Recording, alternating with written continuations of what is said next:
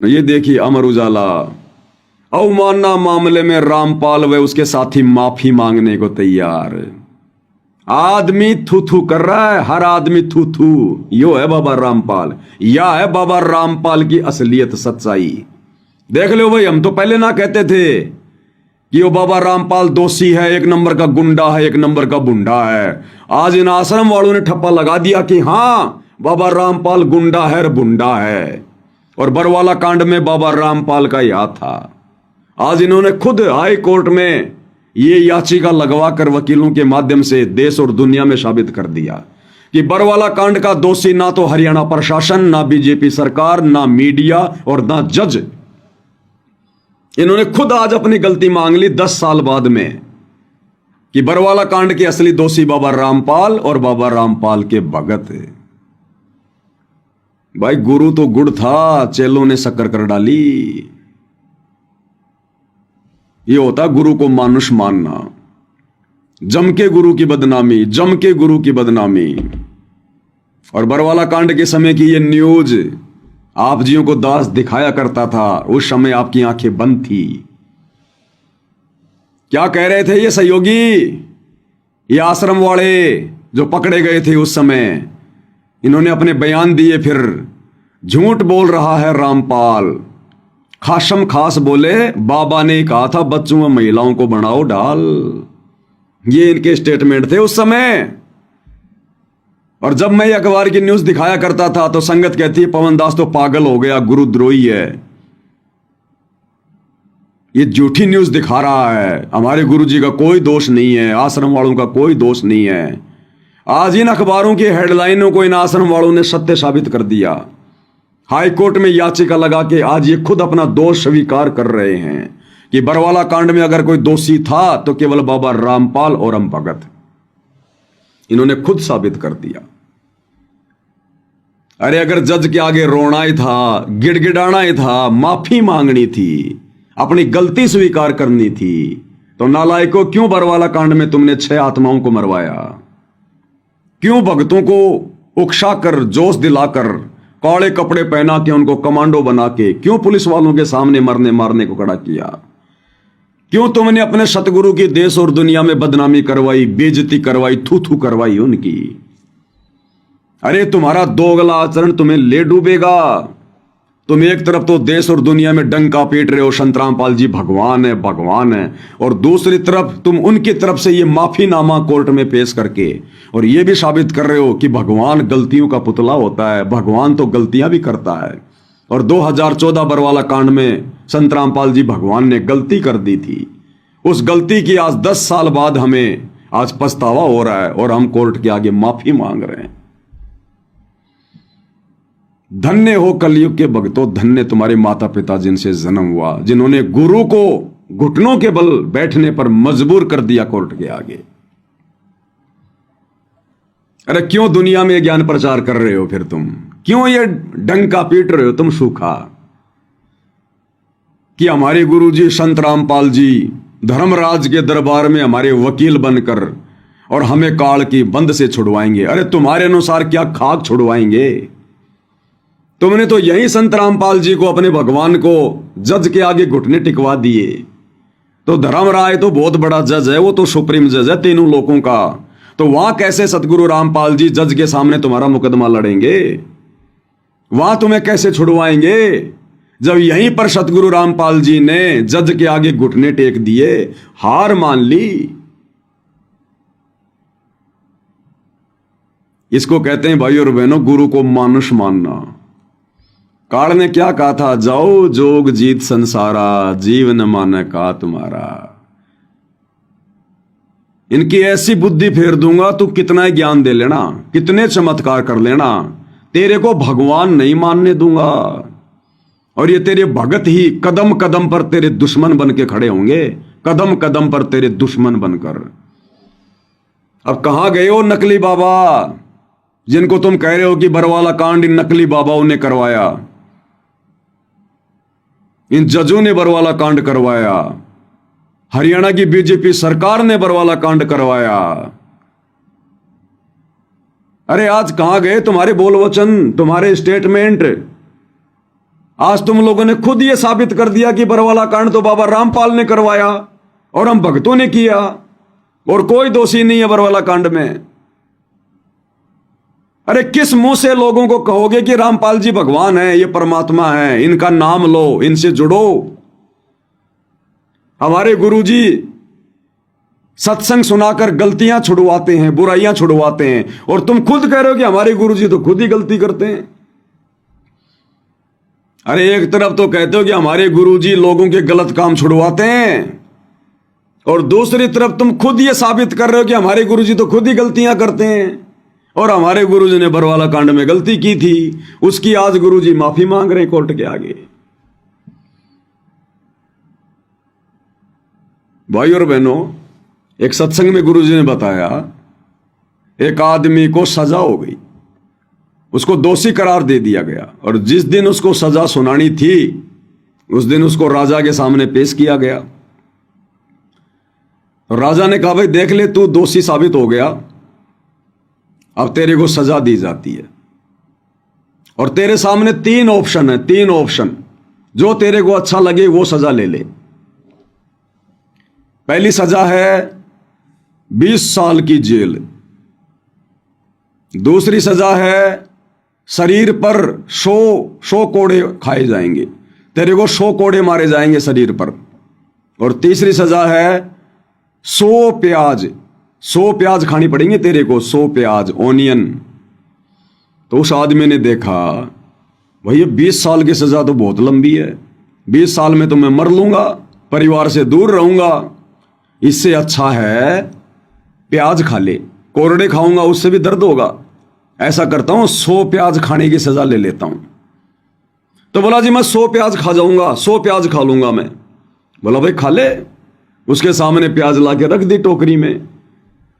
अब भाई और बहनों, उसने 10 प्याज खाई, बड़ी मुश्किल से 12 खाई होंगी, 15 खाई होंगी, आंखों में आंसू आ गए, पेट भर गया, उल्टी आने को हो गई।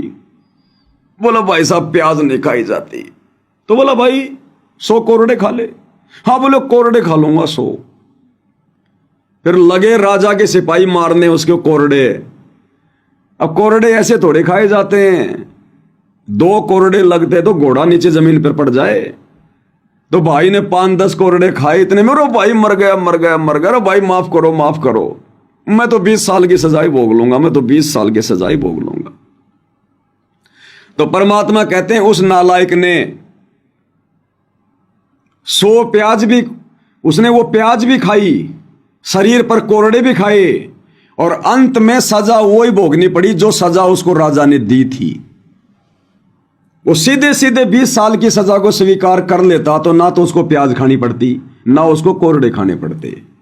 तो ये सतलोक आश्रम मैनेजमेंट हरियाणा वाले, अरे बरवाला कांड के समय अगर तुम सीधे सीधे कोर्ट में चले जाते और जो गलतियां तुम लोगों ने की थी अगर उन गलतियों की तुम माफी मांग लेते तो आज ना तो 10 साल की सजा भोगनी पड़ती, ना जेल में बैठना पड़ता, ना देश और दुनिया में बदनामी होती, ना कोई थूथू होती। और ये सारे काम तुमने करवा लिए और उसके बाद तुमने उसी विधि से, जो विधि कोर्ट ने तुम्हें शुरू में बताई थी कि भाई माफी मांगनी पड़ेगी, अंत में तुमने वही किया फिर उस आदमी की तरह कि साहब हम बरवाला कांड के दोषी हैं। अरे पहले ही मान लेते अपनी गलती, वो आदमी पहले 20 साल की सजा को स्वीकार कर लेता तो ना तो कोरड़े खाने पड़ते ना प्याज खानी पड़ती। तो तुम बरवाला कांड में ही कह देते कि साहब ठीक है हमारे से गलती हो गई साहब, हमने झूठे मेडिकल लगा दिए गुरु को मानुष मानकर, हमने गुरु को सलाह दी, गुरु को शिक्षा दी कि जैसा हम कहें तुम वैसा ही करो, गुरुजी हम संभाल लेंगे अपने आप सारा सब कुछ। अगर उसी समय तुम माफी मांग लेते, अपनी गलती स्वीकार कर लेते और सीधे सीधे सतगुरु रामपाल जी को कोर्ट में ले जाते तो आज ये नौबत ही नहीं आ जाती। कोर्ट में तो फिर भी तुम्हें लेके जाना पड़ा और अंत में तुमने वही किया, अंत में माफी मांगनी पड़ी तुम्हारे को। आज तुम लोगों ने यह साबित कर दिया कि संत रामपाल जी कोई भगवान नहीं है, कोई परमात्मा नहीं है, हमारे जैसा 2 कोड़ी का जीव है जिसने बरवाला कांड में गलती करी। और एक जज के सामने, एक व्यक्ति के सामने, और भगवान को भी हाथ जोड़ने पड़ रहे हैं, जमानत की भीख मांगनी पड़ रही है। अब इससे ज्यादा गुरु को मानुष और क्या मनवाओगे तुम नालायको? अपना जीवन बर्बाद कर लिया तुम लोगों ने अपना जीवन बर्बाद कर लिया ये याचिका लगवा कर तुम लोगों ने। अरे जब एक एक करके सभी मुकदमों में संत रामपाल जी बाइज्जत बरी हो रहे हैं तो तुम्हें इतनी जल्दबाजी क्या हो रही थी? अरे माफी मांगनी थी तो तुम लोग मांगते। संत रामपाल जी को क्यों भिखारी बनाया कोर्ट का? उन्होंने क्या गलती करी थी? क्या गलती करी संत रामपाल जी ने? माफी मांगनी थी तो तुम लोग मांगते, दोषी तुम हो भाई। और तुम क्या सोच रहे हो? तुम्हारे इस प्रकार से माफीनामा पेश करने से, गुरुजी को जमानत के लिए जज का भिखारी बनाने से या कोर्ट में जाकर माफी मांग लेने से जमानत हो जाएगी? कभी नहीं होने वाली, कभी नहीं होने वाली। तुम कितना ही घटिया तरीका अपना लो, इस विधि से संत रामपाल जी जेल से बाहर नहीं आएंगे। अगर इस प्रकार जज के आगे हाथ जोड़ के गिड़गिड़ा के जमानत के लिए भीख मांगकर अगर जमानत पर संत रामपाल जी आ गए तो दुनिया कैसे उन्हें परमात्मा मानेगी? कैसे उन्हें भगवान मानेगी? उन्हें मानुष मानेगी। मानुष कि यो भगवान लो भाई, यो है परमात्मा। जज के आगे हाथ जोड़ जोड़ के तो जेल से बाहर आया है, यो भगवान है। खुद तो जेल से बाहर नहीं निकल पाया, अंत में जज के आगे जेल से बाहर निकलने के लिए घुटने टेकने पड़े और कहते हैं हमारे को काल की जेल से बाहर निकालेगा। खुद तो हाथ जोड़ जोड़ के जेल से बाहर आया है। दुनिया परमात्मा मानेगी उन्हें। अरे क्यों अपने गुरु की मिट्टी पलीत करवा रहे हो? क्यों बेइज्जती करवा रहे हो नालायको? अरे परमात्मा हमें सत्संगों में बताते हैं, ये बाकी दुनिया कहती है कि श्री विष्णु जी भगवान है, श्री राम जी भगवान है, परमात्मा है, विष्णु के अवतार हैं। दुनिया राम राम का जय जयकार कर रही है। दुनिया चले ना श्री राम के बिना, राम जी चले ना हनुमान के बिना। पूरी दुनिया में उनको राम घोषित कर रखा है। अब सतगुरु रामपाल जी ने आके असलियत बताई कि जब राम रावण युद्ध में और जब रामचंद्र जी की पूरी सेना को, रामचंद्र जी को, हनुमान जी को, सबको नागफास में बांध दिया। एक सिद्धि होती है नागफास। रावण ने सबको नागफास में बांध दिया। चारों तरफ उनके सरप लिपट गए, उनको बांध लिया जैसे रस्सी से बांध देते हैं, और बेबस हो गए, लाचार हो गए सारे के सारे। उस समय रामचंद्र जी ने अपने वाहन उस गरुड़ पक्षी को याद किया। वो गरुड़ पक्षी आया, अपनी सिद्धि से बहुत सारे गरुड़ उत्पन्न हो गए और सब ने अपनी उस नुकीली चोंच से उन सर्पों को काट काट के और जो राम जिसके विषय में कहते थे कि दुनिया चले ना श्री राम के बिना, उस राम को बंधन मुक्त करवाया, उसकी जमानत करवाई उस राम की, रावण की कैद से, सिद्धि से, नागफांस से। और आज जिसकी झूठी महिमा बनी हुई थी आज दुनिया के सामने आ गई। और परमात्मा कहते हैं बंधन काटे विपत में और कठिन कियो संग्राम। यानी रावण ने रामचंद्र जी को नागफांस में बांधकर युद्ध को और ज्यादा रामचंद्र जी के लिए वो कठिन बना दिया। बंधन काटे विपत में कठिन कियो संग्राम। और वो बंधन किसने काटे? रामचंद्र जी को विपत्ति से मुक्त किसने किया? उस गरुड़ पक्षी ने। तो परमात्मा कहते हैं दुनिया वालों अब तो आंखें खोलो, राम कौन है? बंधन काटे विपत में कठिन कियो संग्राम, चिन्ह रे नर प्राणियों, वो गरुड़ बड़ो के राम। वो गरुड़ बड़ा हुआ या वो तुम्हारा राम बड़ा हुआ, जिस राम के बंधन भी उस गरुड़ पक्षी ने काटे। तो ये दुनिया आने वाले समय में यदि इस प्रकार से जजों के आगे घुटने टेक कर भीख मांग मांग के अगर सतगुरु रामपाल जी जमानत पर आ गए तो ये दुनिया वाले कैसे सतगुरु रामपाल जी को राम कहेंगे? कैसे भगवान कहेंगे? कैसे परमात्मा कहेंगे? जिस प्रकार आज हम उस रामचंद्र जी को भगवान नहीं कह रहे कि अगर वो इतना बड़ा भगवान था तो अपने बंधन खुद काटता, उस गरुड़ पक्षी के आगे हाथ जोड़ने की क्या जरूरत पड़ी?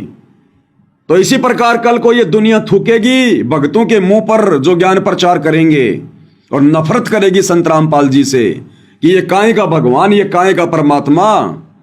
इसके बंधन तो उस जज ने जमानत पर साइन करके काटे। वो जज ने जमानत देकर इस तुम्हारे भगवान को जेल से रिहा किया, मुक्त किया। ये काहे का भगवान है? इतना बड़ा भगवान है तो अपने बंधन खुद काट लेता। भगवान तो 100 तरीके अपना ले अपनी जमानत करवाने के, जेल से बाहर आने के। ये काहे का भगवान है जिसको जजों के आगे घुटने टेकने पड़ रहे हैं, नाक रगड़ना पड़ रहा, भीख मांगनी पड़ रही है कि मैं अपनी गलती स्वीकार करता हूं, मुझे पछतावा है मेरी गलती पर, मुझे जमानत दे दो। कैसे ये दुनिया इनको परमात्मा मानेगी? तो नहीं आने वाले भाई, नहीं आने वाले। ये जजों के जज हैं, सर्व सृष्टि रचनहार है। तुम्हारे मानुष मान लेने से इनकी मानता पर कोई प्रश्न चिन्ह नहीं लग जाता, इनकी महिमा में कोई कमी नहीं आ जाएगी।